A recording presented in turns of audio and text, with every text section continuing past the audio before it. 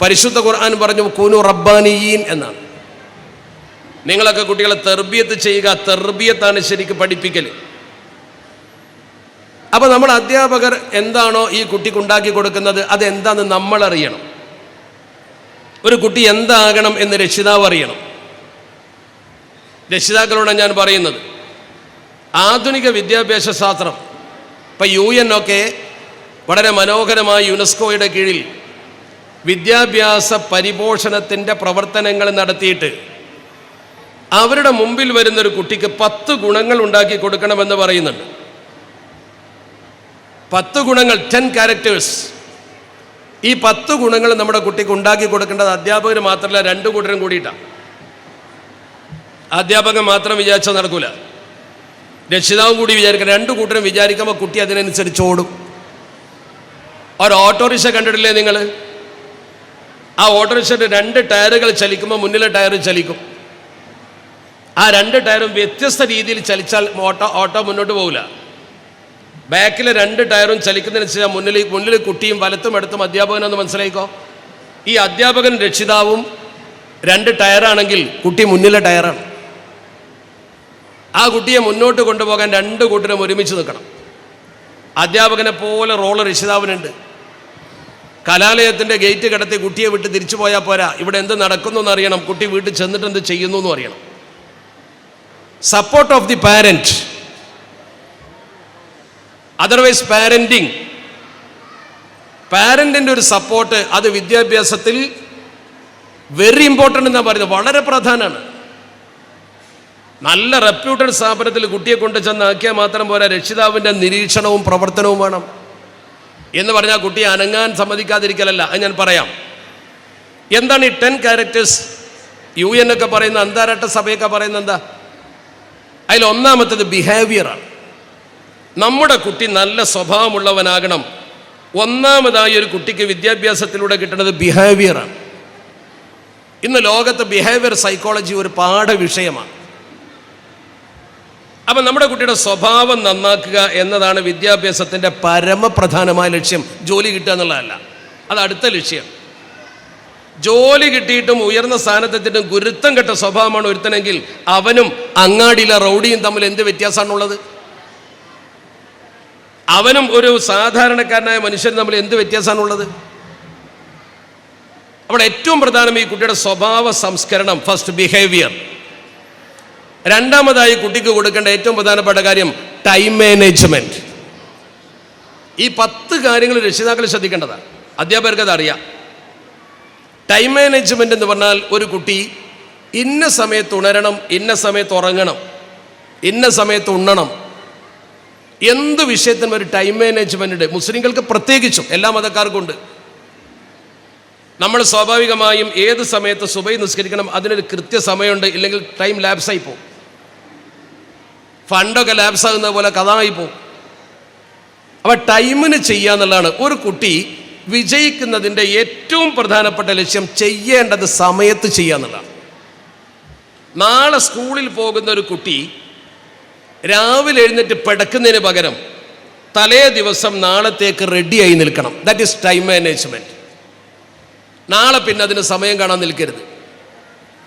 10 മണിക്ക് സ്കൂൾ ആരംഭിക്കുമെന്ന് പറഞ്ഞാൽ ആ കുട്ടി 9:45 എത്തത്തക്ക വിധം നേരത്തെ പ്രിപ്പയർ ചെയ്യണം. 10 മണിയല്ലേ എന്ന് കരുതരുത്. 10 മണിക്കല്ല എത്തണ്ടു എന്ന് കരുതരുത്. 10 മണിക്ക് എത്തണം എന്നാണ് കരുതേണ്ടത്. അപ്പോൾ പിന്നെ സ്കൂൾ ബസ് പോകില്ല, ഓട്ടോ എടുത്ത് പോകേണ്ടി വരില്ല, സ്കൂളിൽ ചെല്ലുമ്പോൾ അധ്യാപകൻ്റെ ചോദ്യം ചെയ്യൽ കേൾക്കേണ്ടി വരില്ല. നമ്മളെപ്പോഴും ഒരു 10 മിനിറ്റ് മുമ്പ് ഒരുങ്ങണം, സമയത്തൊരുങ്ങരുത്. ഇതൊന്നും വിശദീകരിച്ച് പറയേണ്ടതല്ല, നമുക്കൊക്കെ പറ്റുന്ന ഏറ്റവും വലിയ അബദ്ധമാണിത്. ടൈം മാനേജ്മെൻറ്റ് വളരെ പ്രധാനമാണ്. കൂടുതലൊരു കാര്യം കൂടി ഞാൻ പറയട്ടെ.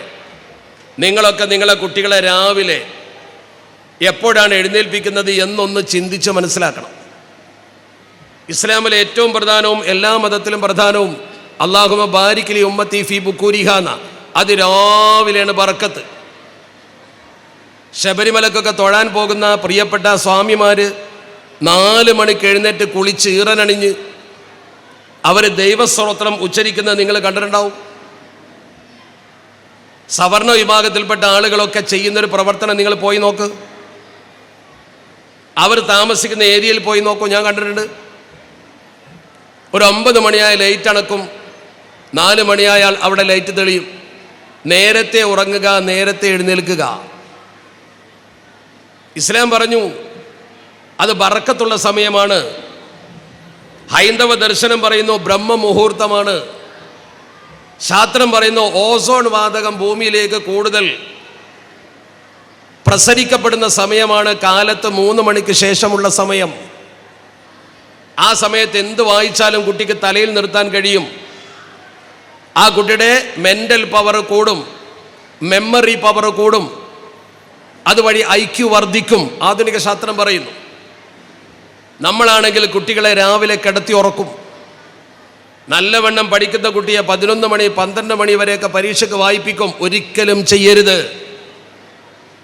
ഏത് ഉയർന്ന കോഴ്സിന് പഠിക്കുന്ന നിങ്ങളുടെ കുട്ടിയാണെങ്കിലും ആ കുട്ടിയെ 9 മണിക്ക് ഉറക്കണം, അല്ലെങ്കിൽ 9:30 മണിക്കെങ്കിലും ഉറക്കണം.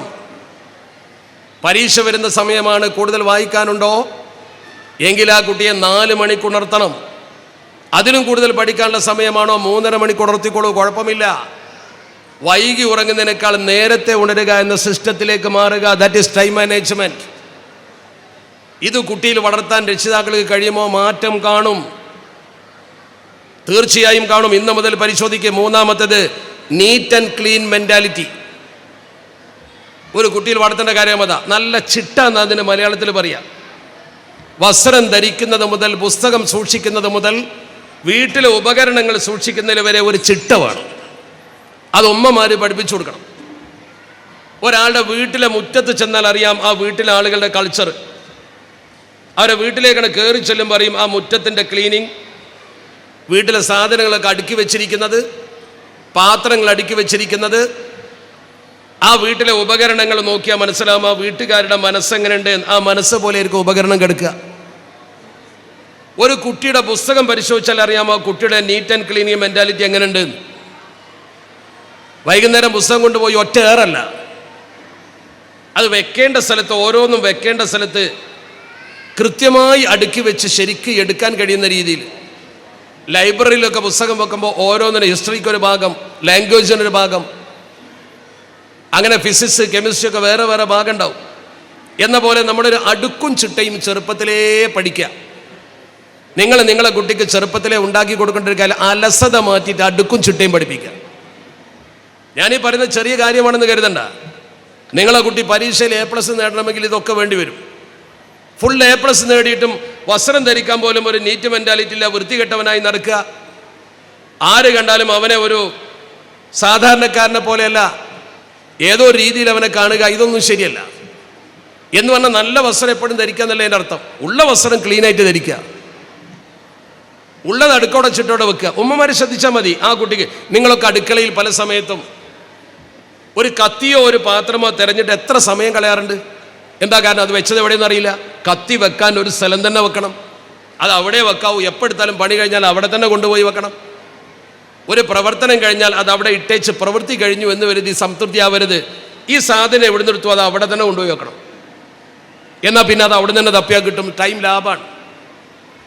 ഇതൊന്നും വിശദമായി പറയാൻ സമയമില്ല. നാലാമത്തേത് സ്കിൽ ഡെവലപ്മെന്റ്. നിങ്ങളെ കുട്ടിക്ക് എന്ത് കഴിവാണുള്ളത് എന്ന് നിങ്ങളുടെ മടിയിൽ വളർന്ന കുട്ടിയെക്കുറിച്ച് നിങ്ങൾക്കറിയാം. ആ കുട്ടിക്ക് പ്രത്യേക സ്കില്ല്. ചില കുട്ടികൾക്ക് പാടാൻ, ചില കുട്ടികൾക്ക് പ്രസംഗിക്കാൻ, ചില കുട്ടികൾക്ക് വരക്കാൻ, ചില കുട്ടികൾക്ക് സ്പോർട്സ്, അങ്ങനെ പല തരത്തിലുള്ള കഴിവുള്ള കുട്ടികളുണ്ടാവും. അതെങ്ങനെയെന്ന് നമുക്ക് മനസ്സിലാക്കാനില്ല. ഉമ്മാക്കും ഉപ്പാക്കും ഒന്ന് മനസ്സിലാക്കാൻ കഴിയും. അത് അധ്യാപകന് പറഞ്ഞു കൊടുത്താൽ അധ്യാപകനെ നിരീക്ഷിക്കും. ആ സ്കില്ല് പ്രത്യേകം ഡെവലപ്പ് ചെയ്ത് കൊണ്ടുവരിക. കാരണം അതിന് പ്രയാസം ഉണ്ടാവില്ല. വേറെ ഒരു കാര്യം കുട്ടിയിൽ അടിച്ചേൽപ്പിക്കുന്നതിനേക്കാൾ നൈസർഗികമായ വാസന വളർത്തിക്കൊണ്ട് വന്നാൽ ആ കുട്ടി അതിലൂടെ വിജയം നേടും. ഇന്നത്തെ വിദ്യാഭ്യാസത്തിൽ അതിനൊക്കെ മാർക്കുണ്ട്, അതിനൊക്കെ ചാൻസ് ഉണ്ട്, ഓപ്ഷൻ ഉണ്ട്. അവിടെ കുട്ടിയുടെ സ്കില്ല് വളർത്തിക്കൊണ്ടുവരാൻ അധ്യാപകരെ നിങ്ങൾ സഹായിക്കണം. അത് കണ്ടെത്താൻ നിങ്ങൾ ശ്രമിക്കണം. കുട്ടിക്കൊരു പക്ഷെ അറിയില്ല. ആ കുട്ടിയിൽ അന്തർലീനമായ കഴിവ് കുട്ടിക്ക് ചിലപ്പോൾ ആദ്യം മനസ്സിലാവില്ല.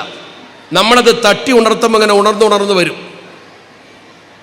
ഈ ഓരോ വിഷയവും ഒരു 10 മിനിറ്റ് വീതം പറയേണ്ടതാണ്. പക്ഷെ വെള്ളിയാഴ്ച ആയതുകൊണ്ട് ഒരു പരിമിതി ഉണ്ട്. പിന്നെ നിങ്ങൾക്കൊരു കുഴപ്പമുണ്ട്, കുട്ടികളാണ്. ഒരു 45-50 മിനിറ്റൊന്നും അല്ലാതെ ഇവരെ അടക്കി നിർത്താൻ കഴിയില്ല. എന്ത് ചെയ്തിട്ടും കാര്യമില്ല. അഞ്ചാമത്തേത് കമ്മിറ്റ്മെന്റ് പഠിപ്പിക്കണം. കമ്മിറ്റ്മെന്റ് പച്ച മലയാളം പറഞ്ഞാൽ ബാധ്യതാബോധം.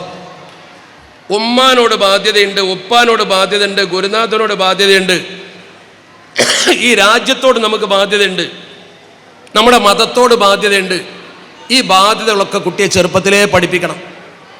കയറ് പൊട്ടിയ പട്ടം പോലെ ആവരുത് കുട്ടി. ആരോടൊരു കടപ്പാടില്ല, ആരോടൊരു ബാധ്യതയില്ല, എൻ്റെ കാര്യം മാത്രം, അങ്ങനെയൊന്നുമല്ല. കുടുംബ ബന്ധങ്ങളൊക്കെ ചേർത്തി നിർത്തി, സാമൂഹ്യ ബന്ധങ്ങളൊക്കെ ചേർത്തി നിർത്തി, പാവപ്പെട്ടവരോടും പ്രയാസപ്പെട്ടവരോടുമുള്ള ഈ കുട്ടിയുടെ മനോഭാവം വളർത്തി, ഉമ്മയോടും ഉപ്പയോടും ഗുരുനാഥനോടും സഹപാഠികളോടും ഒക്കെ ഉള്ള അവൻ്റെ പെരുമാറ്റത്തിലെ ബാധ്യതാബോധം കുട്ടിക്ക് പറഞ്ഞ് പഠിപ്പിച്ചു കൊടുക്കണം. അത് ഇന്നൊരു പക്ഷെ ഒരു കലാലയത്തിൻ്റെ സിലബസിൽ അതുണ്ടാവില്ല, പക്ഷെ രക്ഷിതാവിന് അത് പഠിപ്പിച്ചു കൊടുക്കാൻ കഴിയും. ആ ബാധ്യതാബോധം, കമ്മിറ്റ്മെൻ്റ് ഇല്ലാത്ത വിദ്യാഭ്യാസ രീതി കൊണ്ട് ഒരു പ്രയോജനവുമില്ല.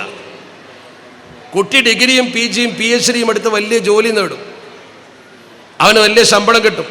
ഉമ്മാനെ തിരിഞ്ഞു നോക്കിക്കൊള്ളണമെന്നില്ല, ബാപ്പാനെ തിരിഞ്ഞു നോക്കിക്കൊള്ളണമെന്നില്ല.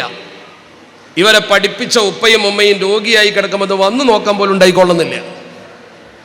ഒരു പക്ഷേ ഇവർക്ക് ശല്യമാകുമ്പോൾ വൃദ്ധസദനത്തിൽ കൊണ്ടു ചെന്നാക്കിയെന്നും വരും. ചെറുപ്പത്തിലെ കമ്മിറ്റ്മെന്റ് പഠിപ്പിക്കണം. ആറാമത്തത് എത്തിക്സ് ഓഫ് ലൈഫ്, ജീവിതത്തിലെ മൂല്യബോധം. നമുക്കൊരു മൂല്യബോധമുണ്ട്. അതെന്താ? നമുക്ക് ചില മൂല്യങ്ങളുണ്ട്, മതപരമായ മൂല്യങ്ങളുണ്ട്. നിസ്കാരം ആക്കാൻ പാടില്ല. ഹൈന്ദവനാണെങ്കിൽ അവൻ്റെ മതത്തിൻ്റെ മൂല്യം ഉണ്ടാവും.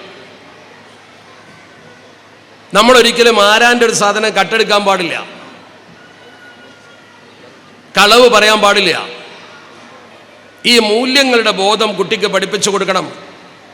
Concerning principles of right and wrong must be teached to a student, must be teached. അത് പഠിപ്പിച്ചു കൊടുത്തേ പറ്റൂ. ഏഴാമത്തേത് മോറൽ കോണ്ടാക്ട്, ധാർമ്മികമായ പെരുമാറ്റം. മദ്യപിക്കരുത്, വൃത്തികേട് ചെയ്യരുത്, ചതിയും വഞ്ചനയും ചെയ്യരുത്. മോറലായിരിക്കണം. അത് മോറൽ ക്ലാസ്സിൽ മാത്രം പഠിച്ചാൽ പോരാ, ജീവിതത്തിൽ ഉടനീളം പകർത്തണം. ഞാൻ പറഞ്ഞല്ലോ, ഓരോന്നും വിശദീകരിക്കേണ്ടതാണ്. അതിന് ഹദീസുകളുണ്ട്, തെളിവുകളുണ്ട്. എട്ടാമത്തത് ഫിസിക്കൽ ഫിറ്റ്നസ്, അതും കൂടി നോക്കണം. ബാപ്പമാരും ഉമ്മമാരും അധ്യാപകരും നോക്കണം. കുട്ടിക്ക് പഠിക്കാൻ ഫിസിക്കൽ ഫിറ്റ്നസ് പ്രധാന. അതുകൊണ്ടാണല്ലോ ഫിസിക്കൽ എഡ്യൂക്കേഷൻ ഇവിടെയുള്ള PT. ആ കുട്ടിയുടെ ആരോഗ്യം ശരിക്കും നിലനിർത്തണം. കുട്ടിയെ ബുദ്ധിമുട്ടിക്കരുത്. നല്ല ഭക്ഷണം, ക്രമീകൃത ഭക്ഷണം എന്ന് പറഞ്ഞാൽ മാംസഭക്ഷണം മാത്രം കൊടുത്ത് ഒരു കുട്ടിയെ മരവിപ്പിൻ്റെ മധ്യേക്ക് വിടരുത്. സമീകൃത ആഹാരം കൊടുക്കുക, കുട്ടിക്ക് വേണ്ടതൊക്കെ ചെയ്തു കൊടുക്കുക, ആരോഗ്യം പരിശോധിക്കുക. അവൻ എന്തെങ്കിലും മന്ദഗതി ഉണ്ടെങ്കിൽ എന്താ കുഴപ്പമെന്ന് പരിശോധിക്കണം, അവനെ നിരീക്ഷിക്കണം. അവൻ സെക്കൻഡറി സ്റ്റുഡൻറ്റോ ഹയർ സെക്കൻഡറി സ്റ്റുഡൻറ്റോ ഒക്കെ ആകുമ്പോൾ അവൻ്റെ കണ്ണ് ചുവന്ന് കാണുന്നുണ്ടോ, ലഹരി പദാർത്ഥം അവൻ അല്പമെങ്കിലും ഉപയോഗിച്ചിട്ടുണ്ടോ പഠിക്കണം നിങ്ങൾ. അവൻ ലഹരിയിലേക്ക് പോയിട്ടുണ്ടോ, അതവൻ്റെ ആരോഗ്യത്തെ തകർക്കും. ആ നിരീക്ഷിക്കണം. എൻ്റെ കുട്ടി അങ്ങനൊന്നും ചെയ്യില്ല എന്നുള്ള വിശ്വാസം വേദവാക്യം പോലെ കൊണ്ട് നടന്നിട്ട് കാര്യമൊന്നുമില്ല. അവൻ്റെ കൂട്ടുകാരൻ ആരാന്ന് അറിയണം ആദ്യം. അതുപോലെ തന്നെ ഒമ്പതാമത്തത് റൈറ്റിംഗ് സ്കിൽ, ചെറുപ്പത്തിലെ പഠിപ്പിക്കുക. റൈറ്റിംഗ് സ്കിൽ, അക്ഷരം നന്നാക്കുക.